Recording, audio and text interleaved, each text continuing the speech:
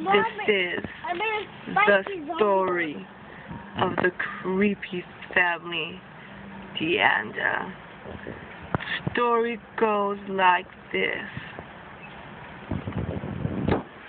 There was a little girl who never brushed her teeth.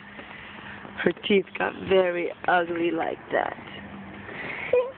And then they had to take her to the dentist, where she met this bum named Matthew. The bum was a vampire and had crazy vampire fangs.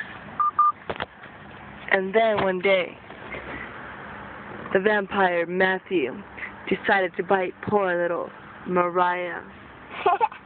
And they both became vampires. And they both became my children. Yes.